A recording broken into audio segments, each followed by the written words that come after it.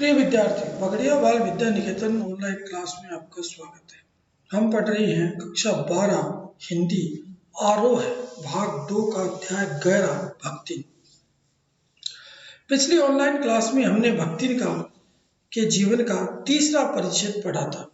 आज हम उसी परिच्छेद को आगे पढ़ते हैं, उसी के भाग को। पिछले परिच्छेद में हमने देखा कि भक्तिन की पुत्री विधवा हो जाती है और उसकी शादी करने के लिए उसके जो परिवार वाले वे दबाव बनाते हैं और अपने ही रिलेशन के एक लड़के को ले आते हैं दामाद बनाने के लिए, जो बहुत बड़ा तीतरबाज है। लेकिन भक्तिन और उसकी पुत्री उसे मना कर देती है। एक दिन भक्तिन जब बाहर गई हुई होती है तो वह लड़का अचानक उसके घर में घुस जाता है, कमरे में बंद कर देता है। लेकिन वहाँ पर उस लड़की उसे बहुत पीटती है। वहाँ पंचायत बैठती है। पंचायत ये फैसला करती है कि इस घटना का जो दोषी है वो कलयुग है, और अगर पति पत्नी दोनों दो लड़के लड़की एक कोठरी में से बाहर निकले हैं तो वे पति पत्नी हुए, अतः वो उसको उसका पति बना देता है। इससे भक्ति और उसकी पुत्री बहुत परेशान होती है। सारी खेती बाड़ी पारिवारिक द्वेष में उलझकर नष्ट हो जाती है और सब कुछ चला जाता है, और भक्ति इसके उसके बाद कमाई करने के लिए शहर भी जाती है। उसी के आगे आज हम पढ़ेंगे। घुटी हुई चांद की मोटी मेली धोती से ढाके और मानो सब प्रकार की आहट सुनने के लिए कान कपड़े से बाहर निकालते हुए भक्तिन जब मेरे यहाँ सेवक धर्म में दीक्षित हुई, तब उसके जीवन के चौथे और संभवतः अंतिम परिच्छेद का जो अंत हुआ उसकी इति सभी दूर है। भक्तिन की वेशभूषा में गृहस्थ और वैरागी का सम्मिश्रण देखकर मैंने शंका से प्रश्न किया, क्या तुम खाना बनाना जानती हो? उत्तर में उसने ऊपर के होठ को सिकोड़ते और नीचे के अधर को कुछ बढ़ाकर आश्वासन की मुद्रा के साथ कहा, ई कौन बड़ी बात आए, रोटी बनाए जानित है, दाल रान लेत है, साग भाजी छोप सकती है, और बाकी का रहा। दूसरे दिन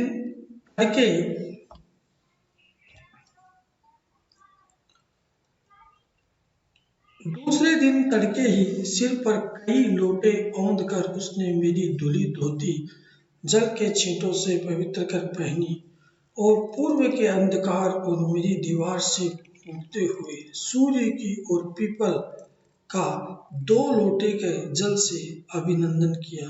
2 मिनट नाक दबाकर जप करने के उपरांत जब वह इस तरह हमने देखा कि भक्तिन कमाने के लिए शहर आती है। शहर आती उसकी मुलाकात महादेवी वर्मा से हो जाती है। महादेवी वर्मा उसे पूछती है, क्या तुम्हें खाना बनाना आता है? तो वह बताती है कि खाना बनाना कोई बड़ी बात नहीं है, दाल साग भाजी मैं सब बना लेती हूँ। दूसरे दिन वह उसके घर रह जाती है। दूसरे दिन वह अपने को अच्छी तरह नहलाती है, धुली हुई साड़ी धोती को पहन लेती है और सुबह सुबह वह पूजा करती है। कोयल की मोटी रेखा से अपने साम्राज्य की सीमा निश्चित कर चौके में प्रविष्ट हुई। जब मैंने समझ लिया कि इस सेवक का साथ टेढ़ी खीर है, अपने भोजन के संबंध में नितांत वितराग होने पर भी मैं पाक विद्या के लिए परिवार से प्रख्यात हूँ और कोई भी पाक कुशल दूसरे काम में नुक्ताचीनी किए बिना रह नहीं सकता।